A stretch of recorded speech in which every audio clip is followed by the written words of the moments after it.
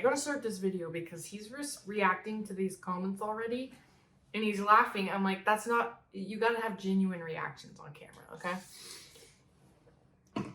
Hello guys, welcome back to my channel. My name is Peyton. This is my new husband.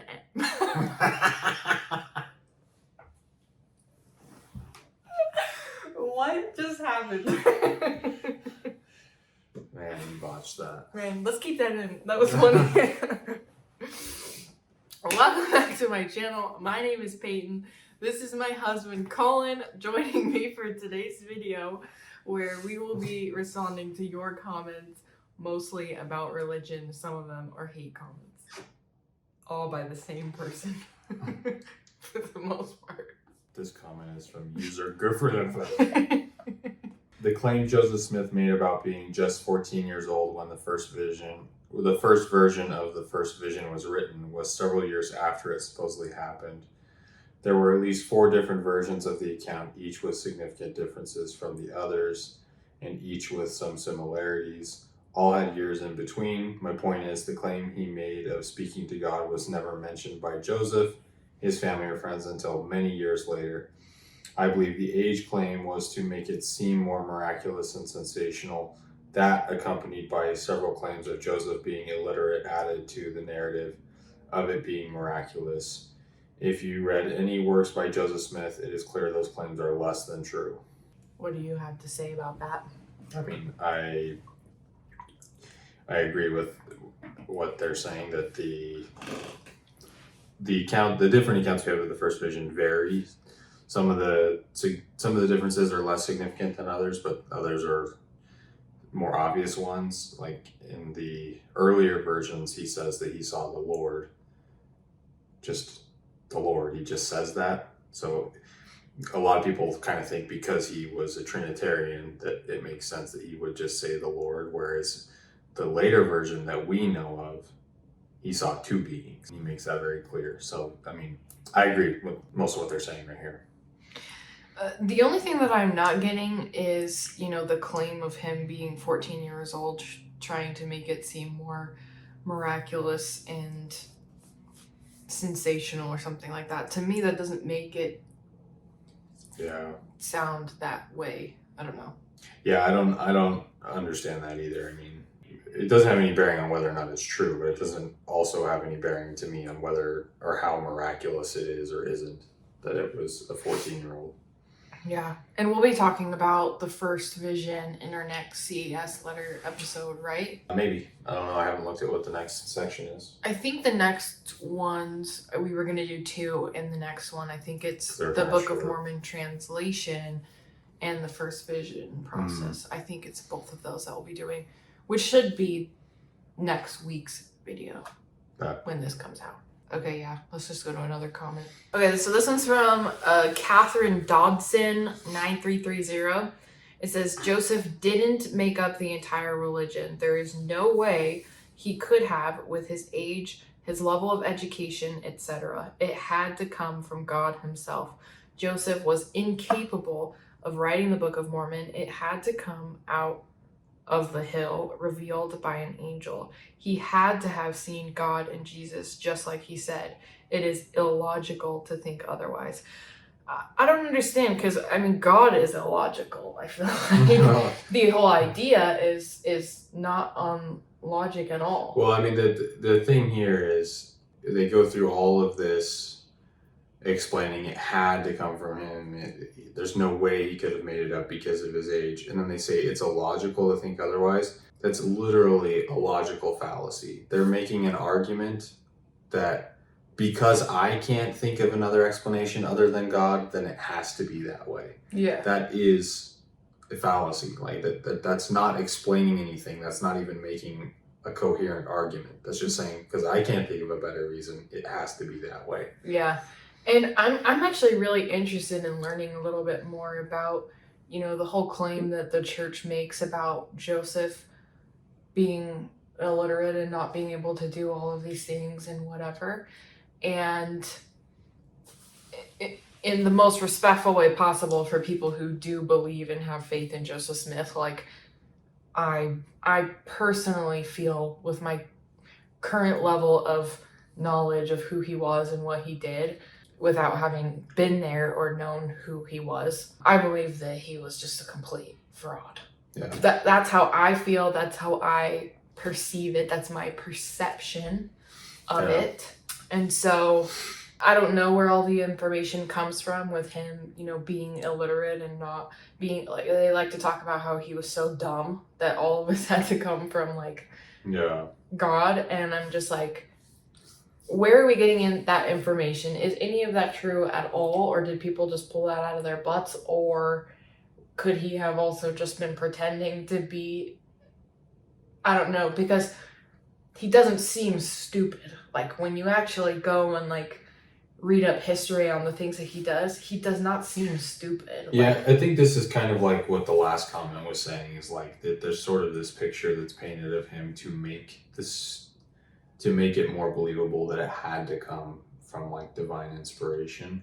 Yeah. I mean, he could read. He had like a scribe helping when he was translating the Book of Mormon, but it's not as if he didn't know how to read. People will throw out that like he was on like a 3rd grade reading level, or I think they say he had like a 3rd grade level education at 14 years old. But the truth of the matter is, does that really matter? I mean, because if he had the imagination that was strong enough and he had somebody helping craft the story for him, writing it down, it doesn't really matter. Yeah. And in our last video where we started deconstructing the CES letter and we went over the Book of Mormon, it talks a lot about how there's so much that's just like essentially copied and pasted and some words changed here and there from the Bible, from, what's the name of that book again?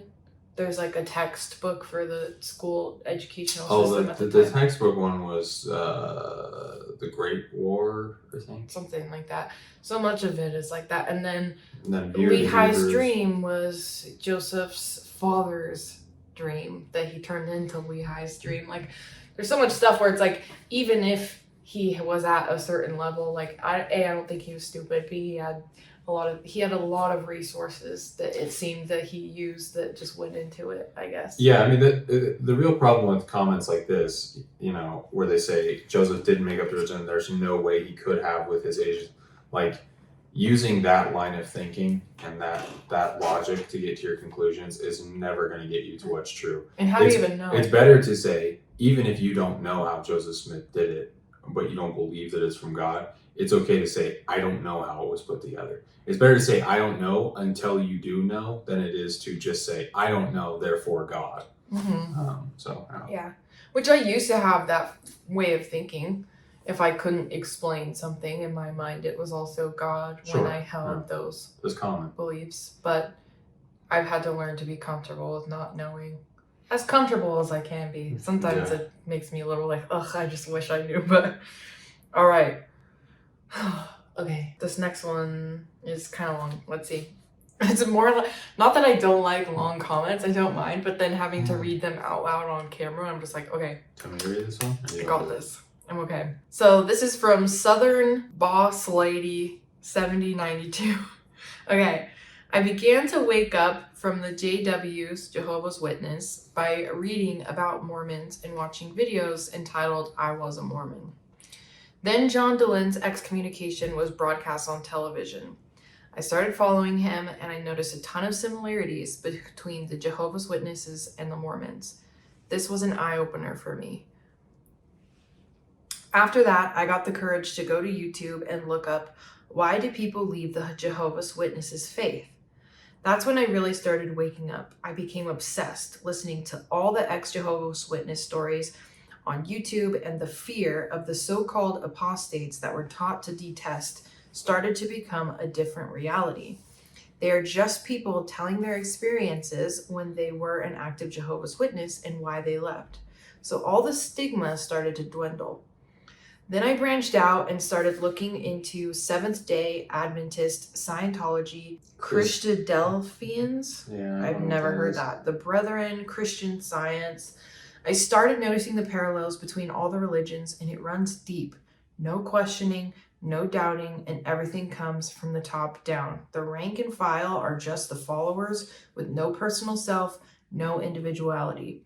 After you wake up and start seeing these things, it can take a toll on you.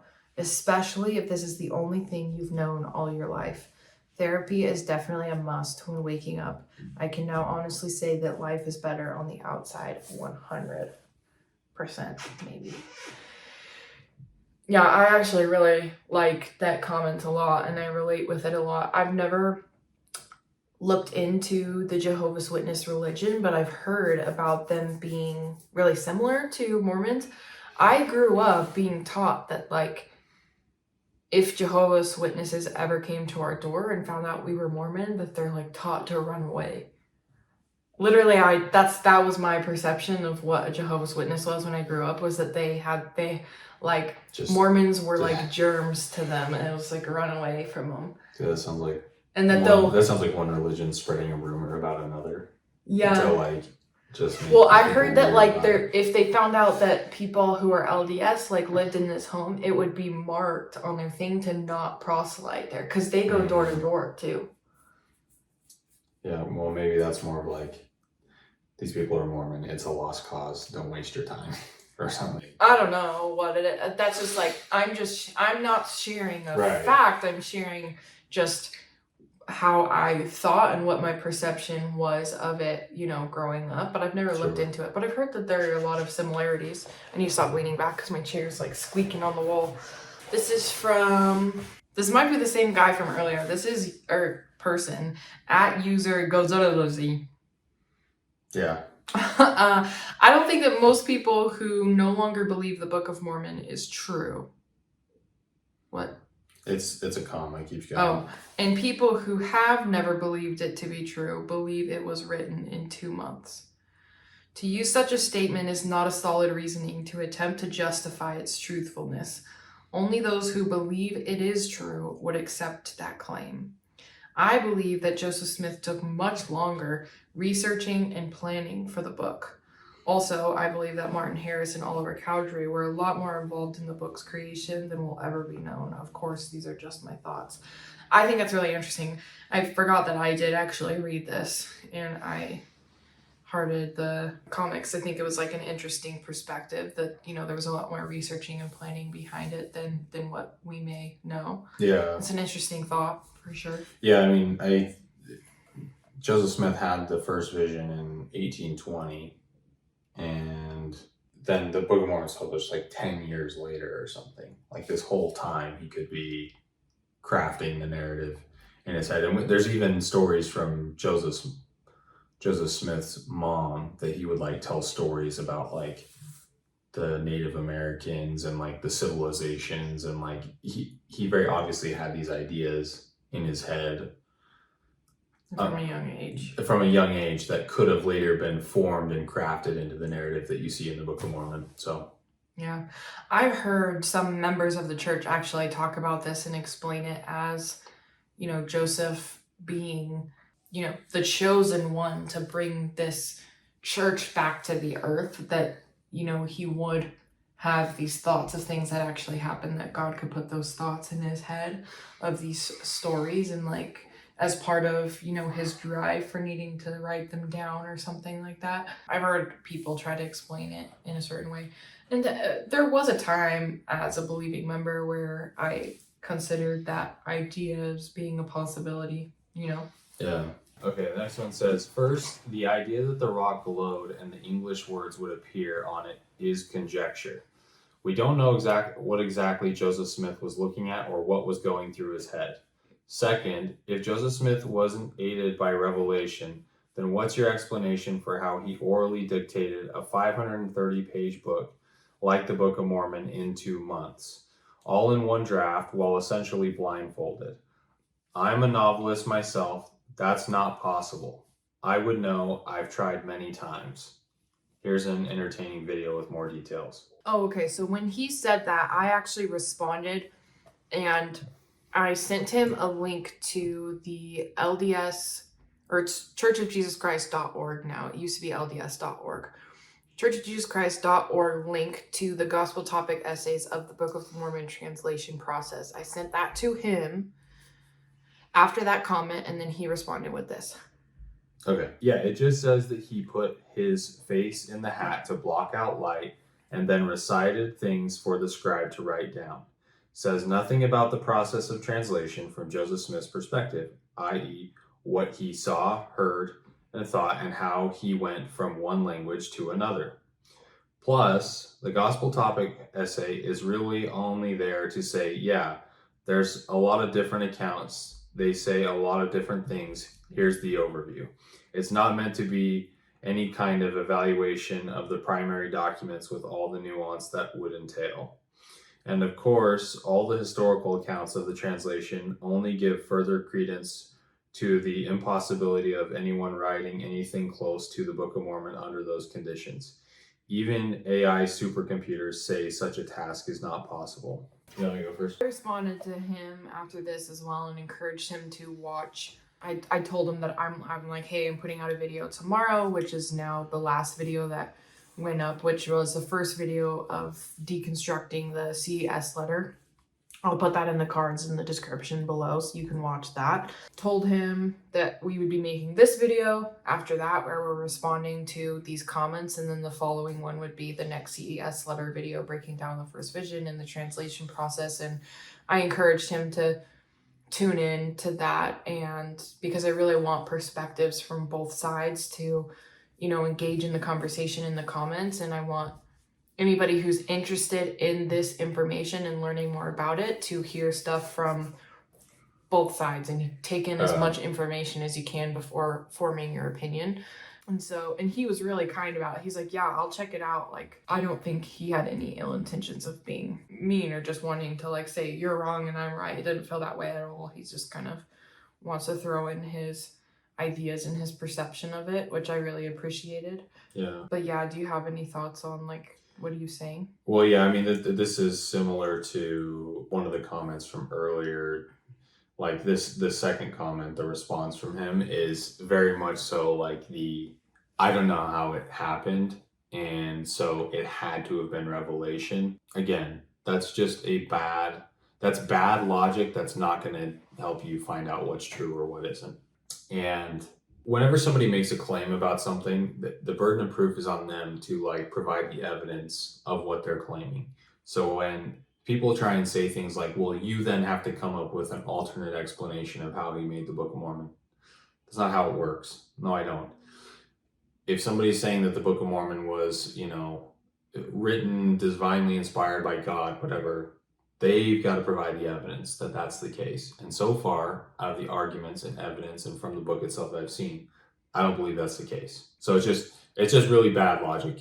Saying that I don't know how it's done other than revelation, and I'm a novelist, I couldn't think of a way myself, that doesn't get you to the truth. That doesn't help you figure out what's actually true about the world around you. That's just, I don't know, therefore God. And like I said earlier, that doesn't advance the argument. It's not helpful at all.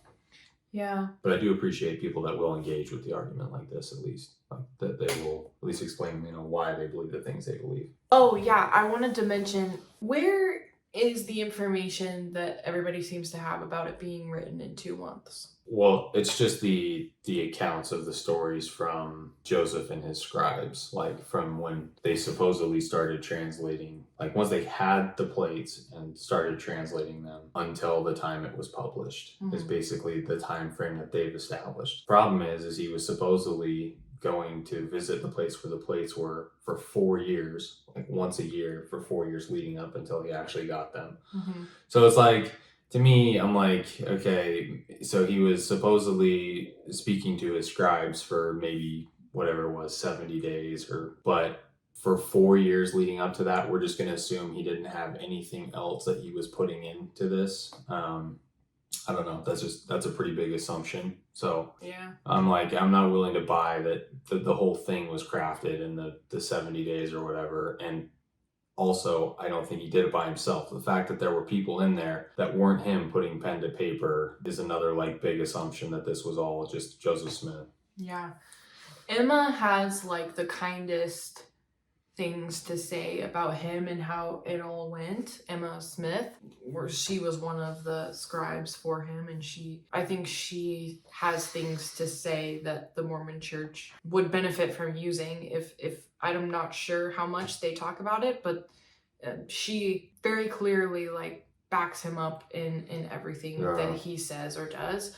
Whereas you'll get different accounts from, you know, Oliver Cowdery. Oliver Cowdery, I want to learn a little bit more about him and his involvement, because he seems to be way more involved than there's like breadcrumbs of information about him and how he may have been a lot more involved. And, you know, he had reason to be involved in ways that benefited him, and he had reason to be dishonest about some of the stuff. I feel like I'm not being super clear about some of it, but there's a lot. There's like just little, not a lot, but there's a lot of little things that were kind of, when they add up and you look at them together, it kind of makes you raise an eyebrow, and I kind of just want to dissect that a little bit more. I know he was very well known in the area, and he was a known lawyer in the area, and, you know, Joseph was getting involved, you know, politically in the town, and there were certain things where, you know, if you went along with Joseph's story, you kind of got more. Anyway, I'm getting way off topic. I want to not like talk about this for 3 years, but anyway. Oh yeah, so after that comment, back and forth with this guy, just assuming it's a guy, I don't know. Somebody else left this comment, Clearstone Windows. That's interesting. He tagged me and he said, "I truly want people from both sides to tune in on the conversation." And that was quoted from something that I said to this previous guy. And he's like, "What does that mean? Are you saying you would have people on your show to really talk about this? Or are you just saying you want more comments on your video for YouTube? I rarely see the first. If you're genuine and willing to let both sides show and let viewers decide, I'd be happy to engage in the conversation."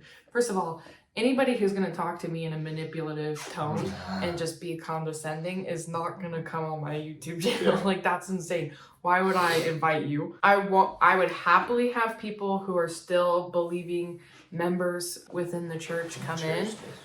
I just I haven't had interest from people doing that. Yeah. I have some people who I think would be willing to do something in a much smaller, less public forum. In my life, the people who are still active believing members of the church who would be comfortable engaging in this conversation are much more private and don't want to be on the internet and in a public space. So I just don't have that opportunity currently. I'm not some huge YouTube channel. I still have less than 1,000 subscribers, so I'm not getting paid to post YouTube videos. This is all I just do this because I really enjoy it, but I would hope to make money off of it one day, just because that would be really awesome. Anyway, what I was referring to from this was about the comments. Hence, I'm making a YouTube video responding to people's comments. I've been getting enough engagement lately where I can create content like this, which I'm very grateful for, and I want to engage with comments from beliefs on both sides. Almost in him saying you would have people on your show kind of like made my heart flutter a little bit in a way where it was like, oh, like I have a show. I was like, I never really saw this as me having a show, but the fact that somebody else perceived it that way, I was like, thanks. I don't know. But yeah, I do genuinely hope to, you know, have this channel grow more and have more people on. I feel like you would likely be very interested in having calm, healthy, professional debates with people who are still actively members. I get anxious doing that because I feel like pressure to say something immediately and not have time to like think about stuff. And if anyone says something in a not professional way and I feel like I'm being attacked at any moment, I will just shut down and be like, I'm not talking anymore. I'm not good at that. Yeah. But I feel like you would be. Yeah, I mean, truthfully, it doesn't even have to be a debate. It can just be a conversation. A very calm conversation, like without having to really try and like persuade anybody. Like I'm not trying to persuade people that like they're wrong for believing in the church or like anything. And I wouldn't expect them to try and like convert me back or whatever. Like it could just be a conversation of this is why I don't believe anymore, and them explaining why they still believe or whatever. So yeah, and I have those kinds of conversations with my dad over FaceTime all of the time. We talk about religious stuff. He's still active believing member of the church, and I'm not. We had like a short falling out like right in the beginning because it's kind of traumatic for a lot of people in families, the like stress that the church puts on families and stuff. That can be a difficult thing, but that's a whole different story. But things are good now, and we have conversations about this kind of stuff all the time, and it's great. And knowing him, he would never want to be on something as public as YouTube. He'd rather just have the private conversations, and everybody has their preferences, so that's fine, and their reasons. And my only critique of the comment is, it says, if you are genuine and willing to let both sides show and let the viewers decide, I'd be happy to engage. It's almost like they're saying, like, if you're genuine, then you'll do it the way I say. Yeah. And it's kind of like, well, you can be genuine, but want to do things a certain way still. Like, just whether it be for the way you want your channel to be run, or whether, you know, you think that certain videos might be lame, or whatever your reasoning is. There could be plenty of reasons to want to do things a certain way, but still be genuine. Yeah. I would never have somebody come on that is going to be disrespectful to me. Asshole. And I'm not necessarily saying that that's what this person is doing, but they're like leaning that way. It gives those kind of vibes that like you are not going to be kind. And you should be kind and genuine to anybody regardless of what their beliefs are or how they choose to share their beliefs. I have every right to put my opinions and beliefs on the internet, and people who care to watch it can, and if you don't, then go away. Good time to share all of these mean comments from this one specific channel that harasses me on a daily basis. DRT, some other numbers. 279, or whatever it is. Dang! Gotta go back. Okay. This one says, will someone please help this girl with content? It's painful to listen to her. And I said, there's a block button that's free. Yeah, it's funny that it's painful to listen to her, and yet they're coming back and commenting on almost every video. Yeah, let's see. That filter you're using is considered catfishing. Which I don't use any type of beauty filters. In a way, this was like complimenting me. I adjust the lighting and color on my camera. I make it brighter, and I change like the tint to be a little bit more pink and a little bit warm if it's not a sunny day. Like today's a cloudy day, so the natural videos kind of has a grayish hue. So I'll make it a little warmer, make it a little pink, and then I make it brighter. I do that on like all my videos. So thank you. This one said, don't go. Did you go to school? And then I went back and watched the video multiple times to see what he was talking about, and it was just like my word after, kind of like bled together. And I was like don't, I just enunciated the T and it sounded like an S to him or something. But you had some backup on this one. Yeah, so this person said, bro, sometimes when people talk, sounds come out. Why are you so pressed? She's very much able to express herself and talk properly. Thank you. I try really hard to enunciate. TRT, asshole. No. This person said, you tell stories like it's the telephone game. You're super vague and hard to believe. So-and-so told so-and-so and they said this and that, so it has to be true. See how dumb that sounds? That's you. I feel like, anyway, I'm not gonna know. Oh yeah, here's another one. Who cares about cults? Let's talk about your complexion. What filter are you using in your other videos? Would you say that using a filter makes you fake? If you're fake and you say the LDS Church is fake, wouldn't that make you a hypocrite?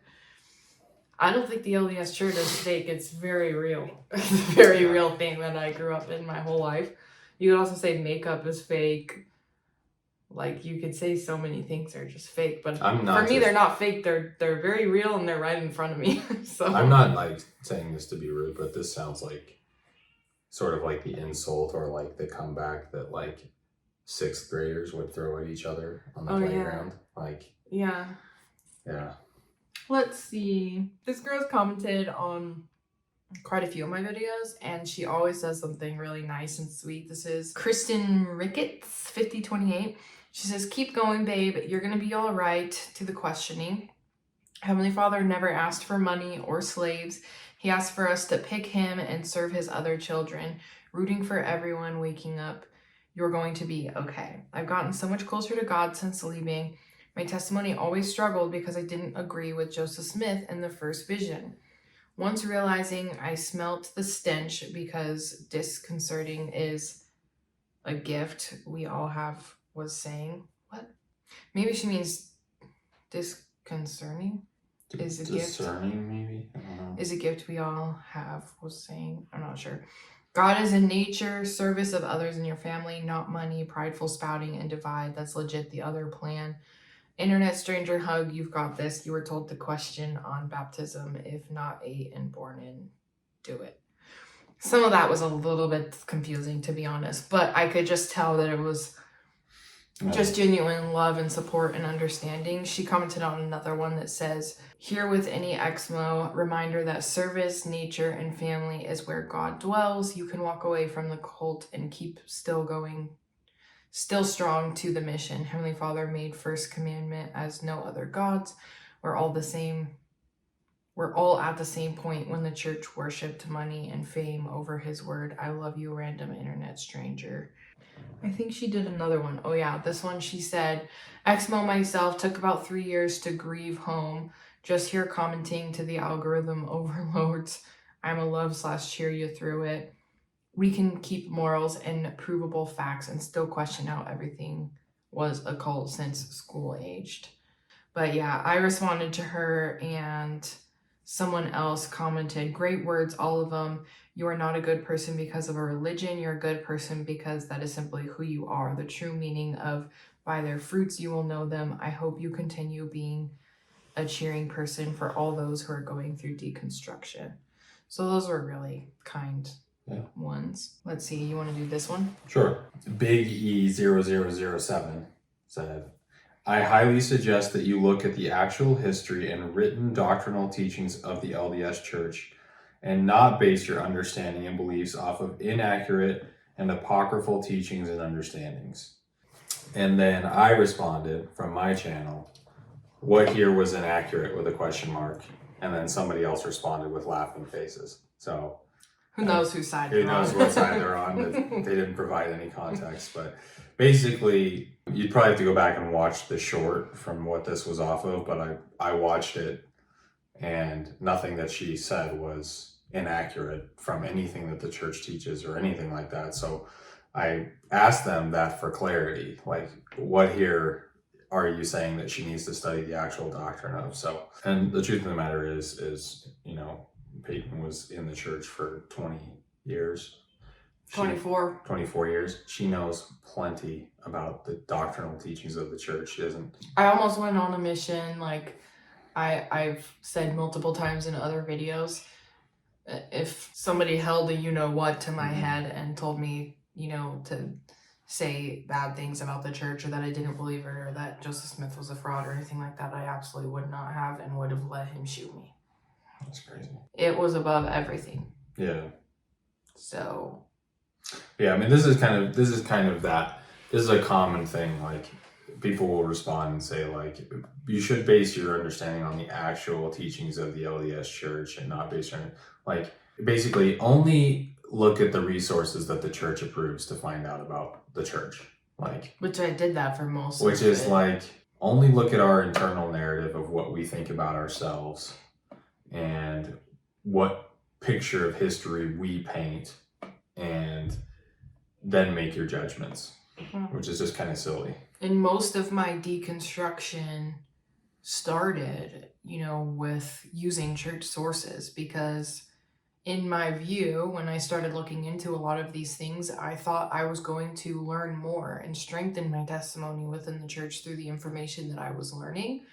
And quite frankly, it did the opposite, using the church resources. So I then went out and looked into information that other people were providing, but they would also source church resources to back up, you know, some of the things that they're saying. Like, if you want evidence from your own church, like, we've got it, you know, So anyway, you get to read this one too Okay. if you want.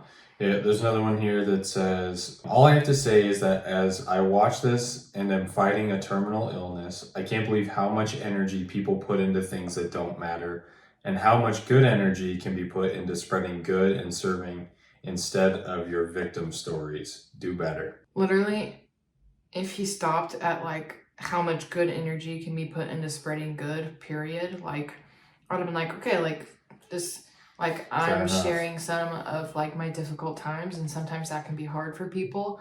I've had to unfollow people who are only sharing stuff on social media about how they're having a hard time.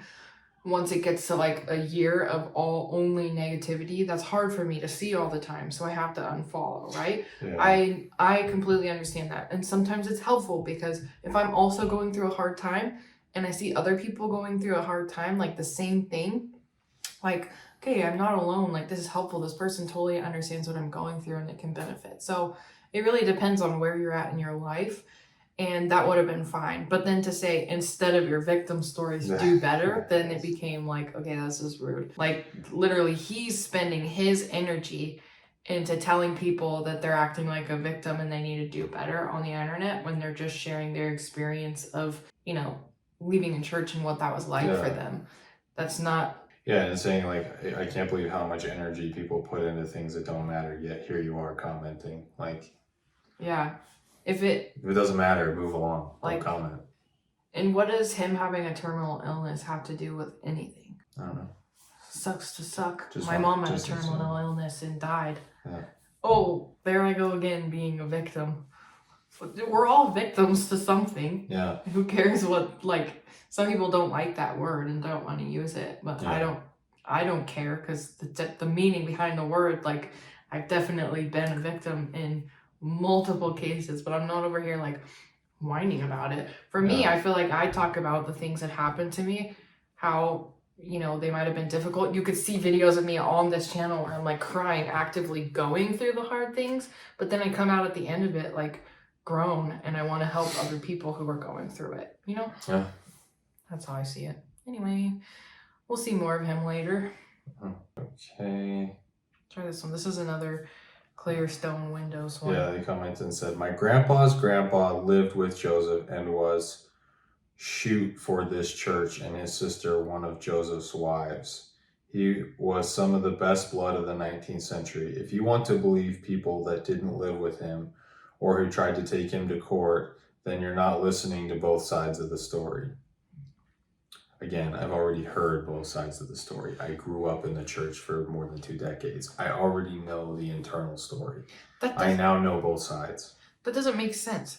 Like, he's sharing, like, that he has, family on this side, and he's listening to this side of the story. But if you listen to people on the other side, you're not listening to both sides, is what he's saying. Yeah. But he's not listening to both sides. And also, if you want to believe people that didn't live with him or who tried to take him to court, like, it's funny because some people, this wasn't the same person from earlier, but somebody earlier goes and says, you're listing stories, so-and-so told so-and-so, and that's how you tell a story and that's what you believe. And then here we have an example of somebody saying, my grandpa's grandpa, somebody that this person didn't live with, didn't know, is now, they're just taking their story at face value. And truth be told, like, this is not out of like disrespect to this person's like family history or family story, but it doesn't matter how many people die for something. That doesn't mean that it's true. Yeah. There are entire cults where the whole damn cult died because they just believed it to the grave. And nobody in the LDS church would claim that those were true. Somebody's willingness to die for something isn't an indication of its truth. Mm-hmm.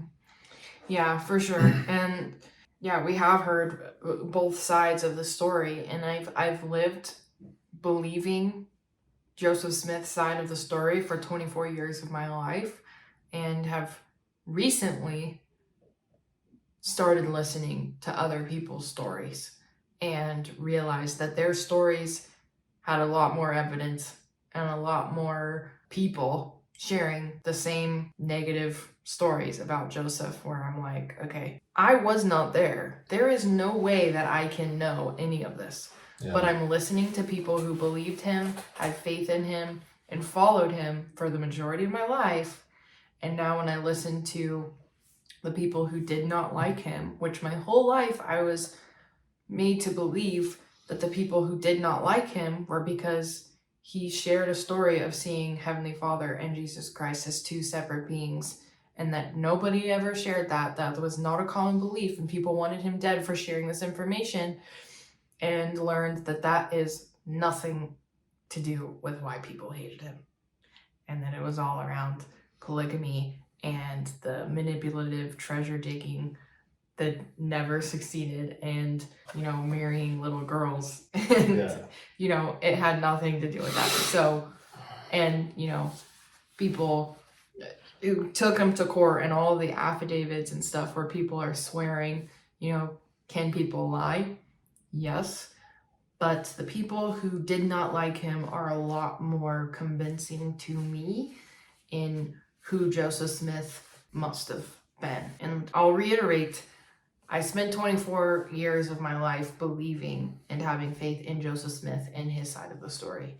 And I've recently shifted to the other side. Yeah. So anyone who says I'm not paying attention to the other side of the story is a quack that's not listening to any of my videos. Yeah, that argument really only works for people who have never been members. Like for people who legitimately have only heard anti-sources. Because anybody that's left the church likely already only heard the church's side of the story and believed that for years and years and years and years. So you can't say that, oh, you need to listen to both sides. They probably already have. So, yeah. Oh, yeah. I really like this one. Brabble Beast or Best. Not sure how to say that, but it says, I don't fear dying. I fear not being alive anymore. And I was like, say it again for the people in the back. I felt that in my soul, because that's so true. Like, I don't necessarily fear the act of dying itself, but I do fear not being alive anymore. And in this video she was responding to her was saying, you know, that I just really enjoy consciousness, and that's what is scary about dying. It's not the actual thing itself. It's just not having consciousness anymore. So, yeah. And someone else said, yes, I'm an atheist and I feel that nothing is scary. And I mentioned also in this video that you didn't really feel that that seemed scary, you know, because it's kind of like before we were born, all this stuff. This is from Willard622. Helpful discussion. Thanks. Does the Book of Mormon teach that Adam and Eve lived in Missouri, and do members who accept evolution still see them as historical figures? I don't believe the Book of Mormon teaches anything about Missouri. That was more of a... So there's a lot of like doctrinal beliefs within the church that just aren't contained within the Book of Mormon, because there's other books of scripture like the Doctrine and Covenants that talk about certain things. And then you also have just teachings from the presidents of the church that are not in the Doctrine and Covenants, but are just in general conference or in other addresses that they gave. The belief is that the doctrinal teaching, or the belief that's mainstream, is that Adam and Eve did live in Missouri. The Garden of Eden was in Missouri. And that's where Zion will be when Christ comes again. Mm-hmm. The second part of the question, and do members who accept evolution still see them as historical figures?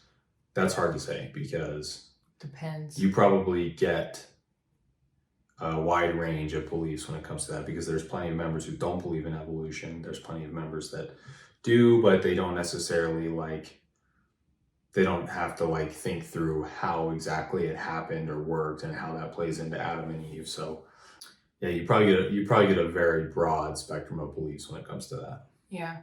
And I might add, there's a lot of beliefs in the Mormon church that are not in the Book of Mormon at all. Yeah, it's kind of like the kingdoms of glory. So how many, which is, the 3 different types of heaven that you could go into. The temple ordinances and rituals and stuff are not in there.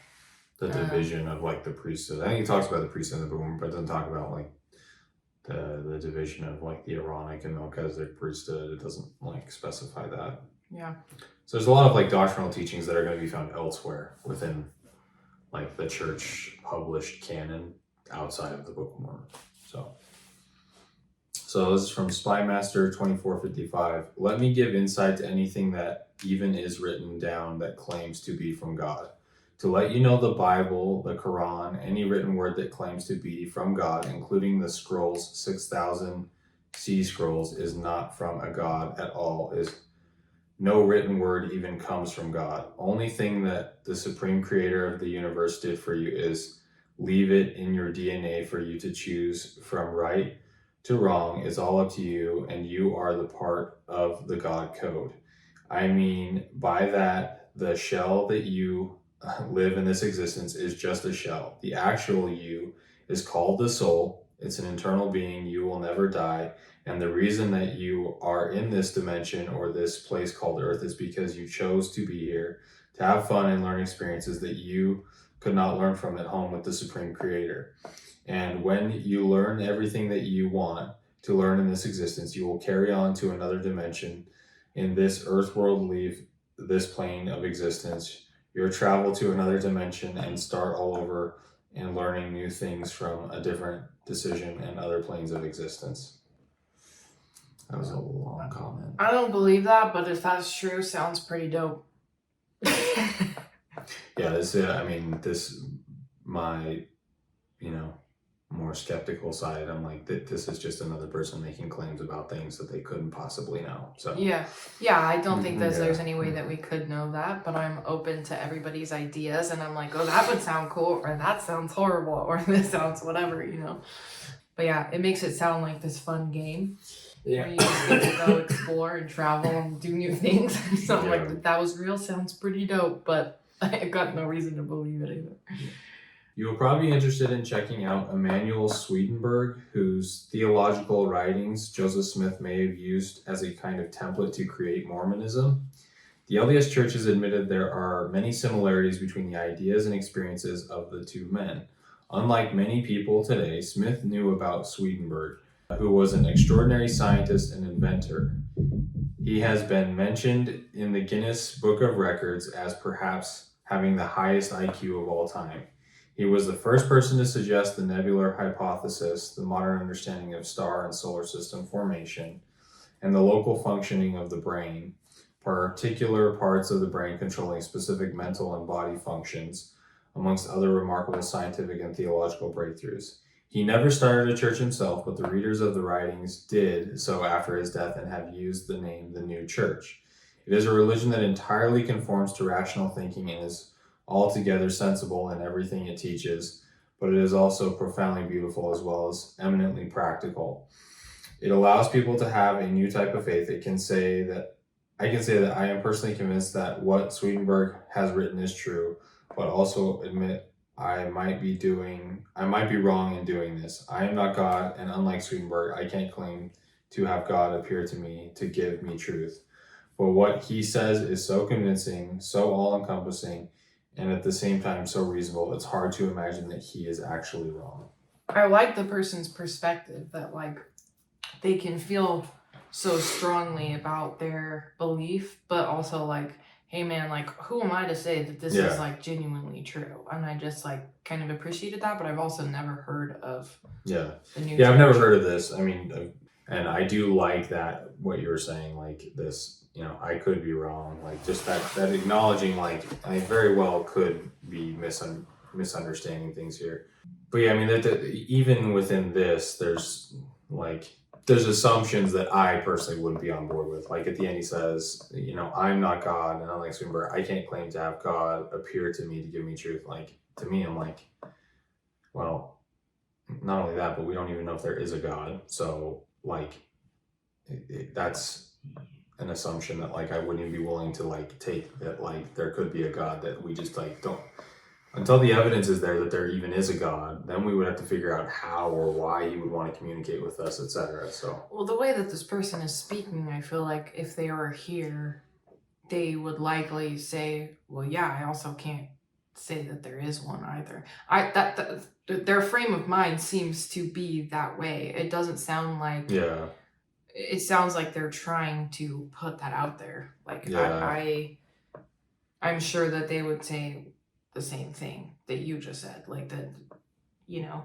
No. But I truly appreciate that mindset in any religion. Like, if you can just be like, I found this makes sense to me, this makes me feel happy, like, but who am I to say that this is like really what is? Yeah. But I enjoy myself here, you know, if potentially somebody else might find this enjoyable or peaceful or helpful in any way, like, I'll share it, but I'm also going to be like, I don't know, it's something that makes them feel good, and they're happy to share it with other people where it might make them feel good too, but it's not like I'm right, you're wrong kind of vibe, you know? Yeah, that I should clarify that me saying that is more just like from my perspective, like the only differences that I have with this comment is more so that I couldn't, you know, I wouldn't even phrase it this way for myself. However, I do appreciate the comment and I do understand the perspective.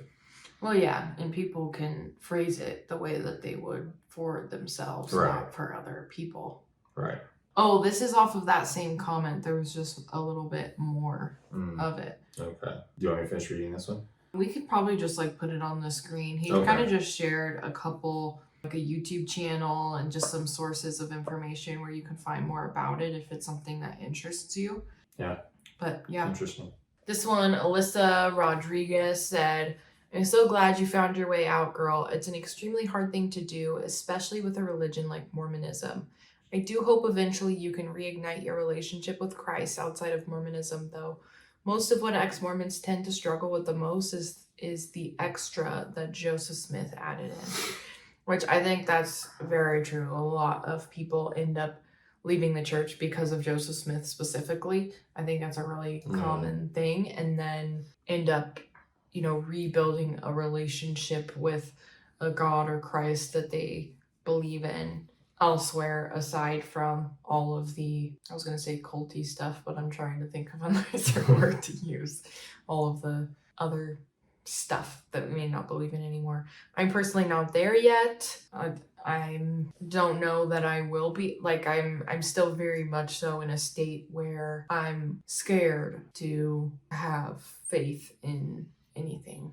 Yeah, I mean, I'm actually happy for people like this too that find their way out of something that didn't make them happy or wasn't fulfilling and didn't provide them meaning, and then they find something that does. I'm with you. I'm like, I'm not. The problem is a lot of ex-Mormons will become agnostics or atheists of some kind.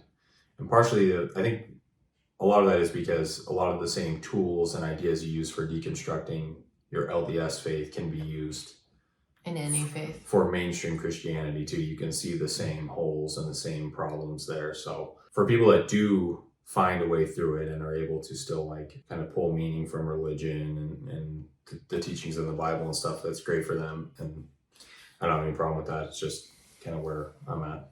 Yeah, we did go through a phase where we left and we're really interested in like a non-denominational Christian church, and Colin even got like a nice Bible, right? Yeah, well, I got a different version than the King James version that you read in the LDS church, and he's kind of going through that and reading that again, and the same thing kind of happened somewhat quickly, kind of like he was saying, where he was just finding the same holes and the same problems, and he's like, and we've had private conversations outside of what's on YouTube, of course, where we've talked about, you know, his feelings behind, like, there's so much good that the Bible has. And he's like, and I love that people can take that good and apply it to their lives and use it for good. And so it can be very helpful for a lot of people. And he's like, but I don't believe that it's like this true nonfiction text. There's too much in it that's not good. You can derive meaning from fictional text too. I mean, there's a lot of good that can be done that way. I mean, really the problem is the, you know, these claims of like this book was written by an all-powerful, all-knowing being, you know, and then you look at it and you're like, well, there's stuff in here that shouldn't be in here. You know, slavery is explicitly endorsed in the Old Testament and never condemned in the New Testament. So it's like these ideas that all Christians and all sane people today would condemn the idea of slavery, owning people as property. Like a lot of these same issues that you run into with one religion, you'll run into again. And I don't want to go down some huge rabbit hole of like problems that I have with like the Bible and stuff, but you know, I think that's the reason a lot of ex-Mormons will find themselves as agnostics or atheists. Yeah. I think for me, it was so extraordinarily painful finding out information about the Mormon Church that was literally my entire life, that I never want to experience that again. And so I have fear of allowing myself to believe something, even when I feel that, you know, I know those kinds of beliefs really helped me with certain things in the past. I'm eager to figure out how to have those same kind of like feelings and motivations on my own, as opposed to believing that they're coming from something else. Because I think the idea that there's not actually something else helping me can be painful when you think that there is, but there's, I don't know, I just don't want to feel that again. I think it's just like a part of growing. If it's something that does help you and does motivate you and move you forward, then do it and use it. But if you have, you know, if you're like, I don't really know if I should trust that, it's really hard to force yourself. You know, I just can't. This is kind of a similar thing. Yeah, this one says, I was a Christian. I allowed myself to be manipulated by Mormons and joined the church. Luckily, I met my future husband who saw from the beginning that it was not a good place. I left and I'm a real Christian again. I wish this for all members of various sects. Yeah, I get a lot of stuff like this. It's, you know, people who've left or people who know about it and people who just kind of hope that I find, you know, mainstream Christianity at this point, or find which doesn't bother me at all that people have that hope for me, because I genuinely believe that comes from a loving place in those people. Yeah, I mean, this is a tricky one for me, because this, to me, the real Christians, I know that they mean well, but the problem is this is just as condescending as a current member of the LDS Church saying that there's no true happiness outside of the church, or, you know, they'll say to an ex-Mormon that the ex-Mormon isn't really happy because they gave up the joy they get from the gospel, and, you know, there's the only true church. Like, again, mainstream Christianity has the same issues and evidence problems as any other religious claim, and I know that they mean well, but this is just as problematic or condescending as a lot of comments that believing LDS people would say to them about their Christian faith. So, yeah. Okay, this comment says, you mentioned the hope that families are truly eternal, a comfort from believing that. I had something like that too. I came home early from my mission, and because I blamed myself, found myself unable to attend church without feeling visceral emotional pain. That, combined with moving out on my own and succumbing to strong vices, I left the church for a time. I was stuck in a depressing, dark place. Through porn, self-loathing, and what I had previously explained, I doubted the truth of the gospel or even God. But I held on to one belief. You have discounted the 3 degrees of glory, but that is a doctrine that I believed even at my most isolated. That's the 3 heavens, by the way. I hope you can hold to your belief of eternal families, and I propose a wager. What belief system could possibly be true in which your mother can see your children? Do your research. Then consider this. That belief system most likely has the assumption that the afterlife is divided between those who believe and those who don't. Even in Protestant Christianity, the unbelievers will be separated from the believers and sent to hell. So my wager is this. Is it better to be A, believe with the believers who will be united with their families, be united with them if you're right and it not matter if you're wrong? Or B, disbelieve and miss out if you're wrong and it not matter if you're right? Simply put, it's Pascal's wager. In my darkest moments, I made that wager with the Church of Jesus Christ of Latter-day Saints, the only belief system on earth that taught the doctrine I knew to be true. So I did what I could to get my life in line with the teachings of that belief system. And when I did, the darkness of my life lifted and I am in a brighter place. Nothing can overturn that wager for me now. not the CES letter, not the supposed political scandals of the church authorities. I claim the privilege of worshiping Almighty God, and I offer you that same privilege. I would prefer and hope you find a place in the church, but any belief would satisfy me. I wish the best for you, and that you may find peace and hope, be it according to your own conscience. I used to think that same way. I had times where I felt like I didn't believe anything when I was in high school, and I was in really, really dark places, and I felt like through prayer and scripture and all of this stuff, I was brought back and found, new light. And I felt like I legitimately believed that I was like visited by angels. So there was no way after the things that I had witnessed that I would ever leave, where nowadays I kind of explain it away as just, religious hallucinations at that point, and the things that I believed that I could see if I was faithful enough. However, the argument of, believers go to heaven and non-believers go to hell, and that separation, and the would you rather believe and be with the believers who are united with their families, and if you're right, then that's awesome. If you're wrong, like, who cares? And B, disbelieve and miss out if you're wrong. That's one of the biggest reasons why I don't believe I will ever join another religion. Am I open to it? Am I open to learning about other things? Yes, but I think that's one of the most disgusting teachings in any religion. Yeah, I mean, the problem here is down here in this third paragraph. It says, what belief system could possibly be true once your mother can see your children? Do your research. Then consider this. It probably has people divided, the believers, the unbelievers. The problem is this person is making the assumption that one of them is correct.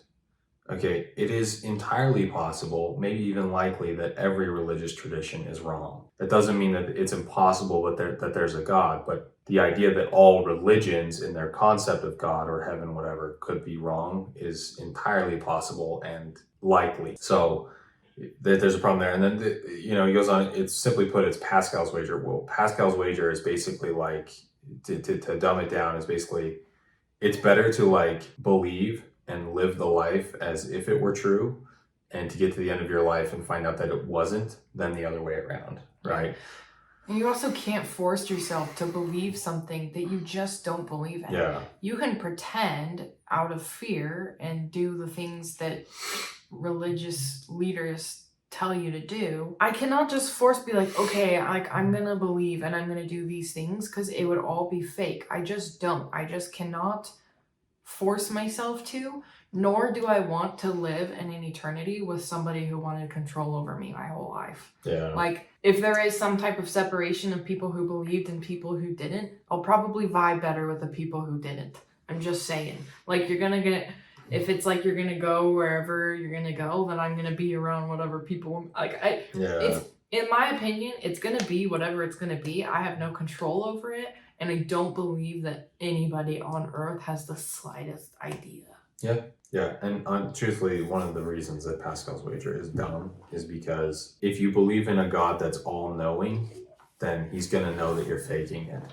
So, there's so many problems with Pascal's wager that are just wrong with the argument itself. Mm-hmm. But yeah, I like that this person seemingly has found himself happy back within the church's teachings, and like it's bringing the meaning and purpose to them. But the argument that they're making makes no sense. And I'll say something that I have noticed, as much as I've struggled a lot with stuff tied around religion since leaving the church, even with my happiness, I'm going to say, like, that's still an area where, just like when I was in the church and just like now, like, my happiness goes up and down, as it always has my entire life, depending on different external and internal circumstances. However, my anxiety and my stress and guilt tied around how I'm living my life are so much less significant now. Because before, I worried about how much I was reading my scriptures and what God would think of me of this, and how I'm going to do this, and what if I made the wrong decision, or if anything involving things that a lot of people within a lot of religions can believe are sinful, like pornography or alcohol, or just curse words, or how I'm dressing, or any of these things. I had so much stress all the time feeling like I could never do everything perfectly and I would never be truly good in the eyes of God, no matter what I did. And I constantly felt guilt for little things, even though I put so much effort into it. And even you know how much effort I put into it. And I would even have times of like judging you for not putting enough effort into it. So I don't not experiencing that at all anymore, not believing that those things are objectively bad or subjectively bad. Wait a minute, how do I word that? Not like, I believe you can take anything and say that it's bad if it's used, you know, excessively or whatever. But I don't think the thing itself is bad. Like, you can have eating. Yeah, you would be saying objectively in this. You don't think that it's like bad in every context all the time. Yeah, like food we need to live and survive and have energy. But there's so many. You can also use. You can eat crap food, or you can eat too much food, or not enough. And yeah, there's so many. So I feel that same way around a lot of things. All right, I'm still taking forever responding to these, so I'm really gonna try and be faster. Do you want to do this one? Sure. One of the questions I would ask is why there is no new scriptures being made if we have living prophets today. It is because prophets are not a real thing, and prophecy is not possible. I actually wasn't sure if like prophets of the LDS church are writing scripture or not. I didn't know that, but I just like assumed maybe not, because everything is like through internet and televised now, and that's why we have like the modern prophets who give modern revelation and stuff like that from God. But I mean, I don't believe any of it's real. Yeah, I largely agree with this comment. So if you look a little bit closer at the members, you will find out that they're even doing it without leaving the church, like coffee and tattoos and even sex. Then they just say the church is not for perfect people, is for help sinners get better, but there's more the hypocrites than anything because they hide their so-called sins. Did I read that really horribly, or was it just typed grammatically bad? No, you read it fine. Okay. Yeah, they're just talking about how, you know, I mentioned in the video that a lot of people will say that you left the church so that you could just go and sin. And I was like, people in the church will so-called sin all the time. They do things that the church teaches that you shouldn't do, and then they just like repent and move on. And so I think he was just commenting on that coffee, tattoos, sex, all of these things, that people will do them anyway within the church. And he's just talking about the hypocrisy, I guess. Yeah. And sin is a made-up concept, so. Agreed. Well, I certainly laud you for leaving. People are to be respected. Beliefs are not. Agreed. Yeah, same here. I'll read this one. This one's actually from a friend of mine that I grew up with. But she said, I'm really struggling with all of it right now. I have more problems with the church than what I agree with. But I'm also terrified that the church isn't true. There are so many issues with all of it, but I've had horrible experiences in my life that just makes all of it seem like complete BS. I don't want none of it to be true, but I also do not want all of it to be true. When I was going to BYU, I took a world religions class, and it was so refreshing to see that there are so many similarities between different religions in the world. Also, I think it's so screwed up that the person who hurt her, is going to be able to go to heaven, since outer darkness is reserved, from my understanding, for those people who commit the unforgivable sin, which apparently violating someone's body isn't. And I've hated myself my whole life for being bi, and I'm happily married right now, but I was never allowed to fully be myself. Just an awful feeling. Anyways, I love you, Payton, and I hope you and your family are doing well. Which, like, I almost cried listening to that, especially because it is a friend of mine. Yeah. And just hearing all of her internal thoughts and battles and things like that are just heart-wrenching, because I totally relate to everything she said, other than like going to BYUI and taking a religious class. Like, I haven't done that, but I've been hurt by people in that way, and I've dealt with, you know, attraction towards different, more than just men, and I've had, you know, the thoughts of like, I don't want all of it to be true, but or I don't want all of it to be true, but I don't want none of it to be true. And it's Yeah. scary to walk away because is there enough of it that's true where I can stay? Yeah. Or is this a big enough deal where I need to leave? And for me, it was ultimately a big enough deal where I had to leave, but it's one of the hardest things I had to deal with. And I lost my mom almost 5 years ago. And this June will be 5 years. And to say that it was a very similar feeling to have lost something that was so close to my heart, comparing that to my own mother, who was my best friend, like, it was pretty equally as difficult because that's how much the church meant to me, you know? Yeah. And so just hearing that those are her thoughts was just tugged at my heartstrings a little. Absolutely, yeah. Have you listened to people who think that Joseph Smith didn't do polygamy? They're quite interesting. I personally don't agree, although I haven't looked into their claims deeply because logic said he did. They do make a convincing case, though. That's confusing because he hasn't really looked into it, but they make a convincing case. They don't make a convincing I haven't, case. But I'm not super interested in it because I know that he did. There's plenty of evidence. With how long the church didn't teach about Joseph Smith's polygamy specifically, the fact that they now have an essay on their website admitting that he was a polygamist and he had at least 34 wives or whatever the essay says, they don't make a convincing case to people that don't think he practiced polygamy. There was sort of like this idea where people tried to pin polygamy on Brigham Young, and then vice versa. Some of the people that were more supportive of Brigham Young early on tried to pin it on Joseph Smith, and it was a whole thing. They both were. There's not a convincing argument to say that neither of them weren't. Joseph writes about it in Joseph Smith's history, right? Where he writes about polygamy being a commandment that was given to him, that you take on multiple wives. He talks about the angel coming down to him to, marry other people and how difficult that was on Emma, his wife.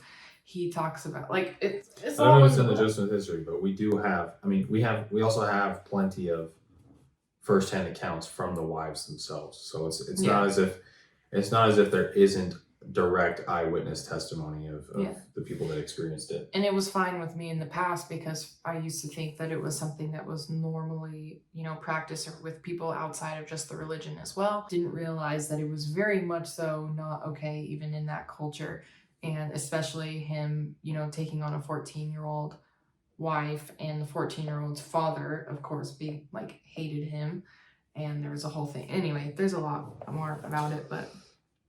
we got more hate comments. Should we read through this thread real quick? Who? You want to read through it? Yeah. I told people, you can ask questions in the comments and stuff. And someone said, what's ahead of you? What do you plan to do with your life? And someone said, well, it's obvious what your plan is to troll ex-Mormon YouTubers, which I think they were responding to him. Yeah, I think so too. And then this guy, he was like a hater earlier, said, as you can see, she's working on making money on her platforms for being a victim. Same guy who's saying that people are wasting energy on negativity while he's doing that. Yeah, he's back again. This other guy was in a previous comment. He's like, I'm not sure what I'm going to do with my last month or year here in this dimensions. Concerning I've done everything over 6,000 years now. I'm not quite sure where I'm going. Probably move to a different dimension and start over. Not trolling, just pointing out facts. What do you do with the information is your own business, but when you point out facts that you know that you need to learn more than just what your one subject, you are stuck talking. Okay, someone else said something after that. Maybe I didn't screenshot it. Someone responded to him and was like, why are you just spitting out a bunch of nonsense? Yeah, this is the same guy from earlier that's just also making weird claims about different dimensions and thousands of years, and just it's like, you're just making up a bunch of shit like everybody else. This person said, oh, you mean you didn't leave because you saw a TikTok like Brad Wilcox says? Well, surprise. That made me laugh. Yeah. This person said, this was the same guy who asked the question earlier. So the first question was, did you leave the church because you were offended or couldn't keep the commandments?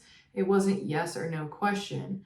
It seems like the answer of leaving because of betrayal isn't being offended. Offended that someone didn't paint the picture for you. Is that not true? And then someone said, leaving because of betrayal is being offended. Jacob, by your logic, then anything bad that someone does to someone else would be in and of itself offensive. So what exactly is your point? Besides that, Payton laid out specifics on why she felt betrayed, but it doesn't seem you're interested in hearing that, especially when she talked about losing trust. Wouldn't you say that goes way beyond simply being offended? And I hearted that message because that meant a lot to me to have somebody kind of back me up there, because I couldn't have said it better myself. Yeah. Honestly. And someone else was like, you didn't investigate it well then. Oh, this person said they're an ex-Lamanite. You're starting the deconstructing journey. Just be yourself with no apologies. The only thing we'll regret in the future is not being authentic. I've never heard of an ex-Lamanite or Lamanite or something like that. Maybe they could just be like kind of like a joke. Kind of like a joke that they're just making I just wasn't sure because I've had people from different branches of Mormonism comment on my stuff before, so I just wondered. Yeah. But yeah, it seems like a genuine, nice comment. One person, Hank, said, stop worrying about religion and start seeking a personal relationship with Jesus Christ for yourself. He will reveal himself to you, Payton. Someone else said, can you read that? Because I cannot even pronounce some it says, why Jesus Christ? Why not Buddha or Vishnu or Xenu, who's from Scientology? Personal relationship? What a load of crap. How can you have a relationship with someone you have no evidence manifests in reality in any way whatsoever? Stop lying to yourself, Hank. Be honest and admit you believe it just because you want to, certainly not because you can prove this relationship, not even to yourself. And by the way, Hank, if you want to be taken seriously, you should look up what the acronym SPAG means, then apply it to your writing, because you have numerous mistakes in that one long run-on sentence you posted. And someone else said something to this Hank guy. Oh, here, this girl, Carolyn, she says, Hank, you're so immense in your own beliefs that you apparently are blind to how utterly self-righteous you sound. If you want to influence others, try cultivating a way to deliver your message without sounding holier than thou. I just thought that was funny.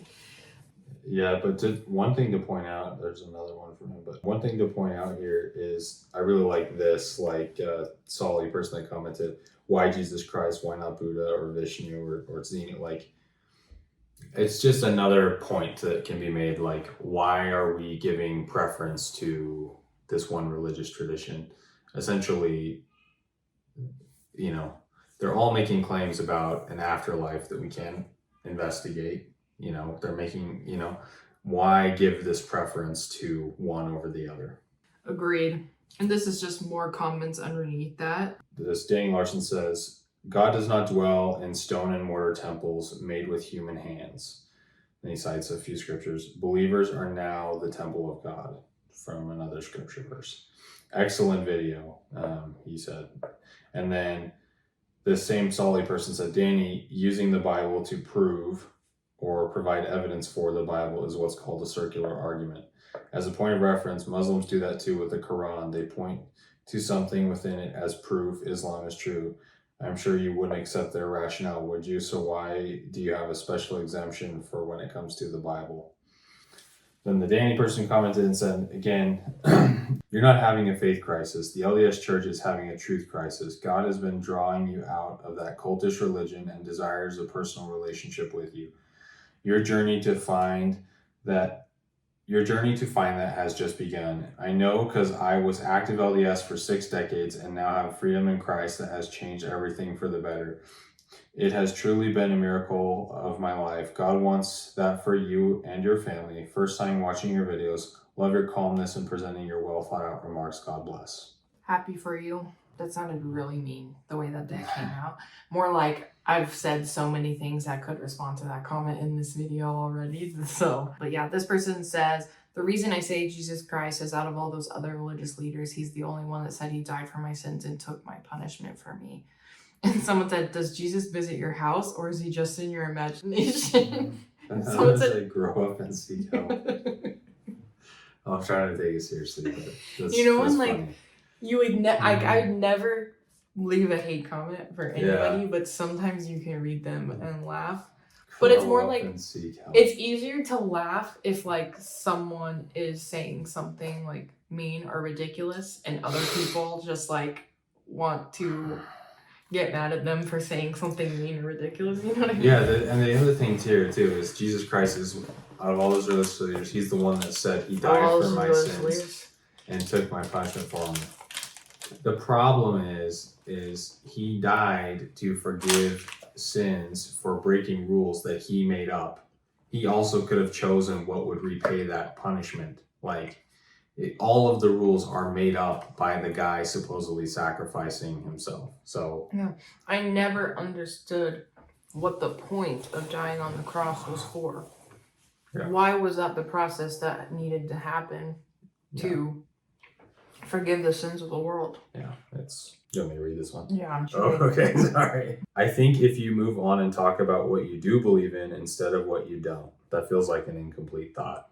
I should probably say, I think you should. Yeah. Okay. Cool. Good feedback. We are not Mormons. If you leave the church, then leave the church alone. The Mormons don't leave people alone. Missionaries and other annoying members are constantly in our faces. Maybe Mormons should stop meddling in Utah politics. And then somebody said the truth isn't harmed by investigation. Retweet. Yeah. So the whole like leave the church, leave it alone kind of thing is dumb. That's all I have to say. If it's something that's like a big part of your life and like you're working through it, like there's no reason to just leave it alone, leave it on, the back burner. Like you should engage with these thoughts. You should engage with like the things that you did believe or don't believe anymore. It's just part of life. So it hurts a lot of people. Yeah, and the don't leave it alone. A lot of people are still worried about their family or friends that believe ideas that they perceive as dangerous or inaccurate. So there's a lot of reasons why people don't leave it alone. The same reason, like they pointed out, that the church doesn't leave people alone. They send thousands and thousands of missionaries out to go and teach people, and people get contacted by people in their neighborhood that are trying to get them to go to church. Like it's a two-way street, Nobody's leaving anybody alone. So it's just part of life. Yeah. And there's people who very strongly believe that it's true and that the whole world needs to hear about it and know about it. And there are people who very strongly believe that it's not true and that it's harming a lot of people and that encouraging people to leave if they think that they should or want to. Yeah. This one says the Catholic Church does not have a prophet, which they spelled that the other prophet. The Pope is a leader. And then somebody replied and said, call it as you want. Yeah, I mentioned in that video that I was pretty sure the Mormon Church, to my knowledge, was the only one that had like a modern prophet, but I wasn't sure. And so that's what he was. I don't know enough about Catholicism to know what exactly. I know that the Pope is like the leader of the church, but I don't know what that entails in their beliefs. Yeah, we read that one. This person, Clearstone Windows, it sounds like you have the same hope as the rest of the world. Some people do believe in visions about what happens.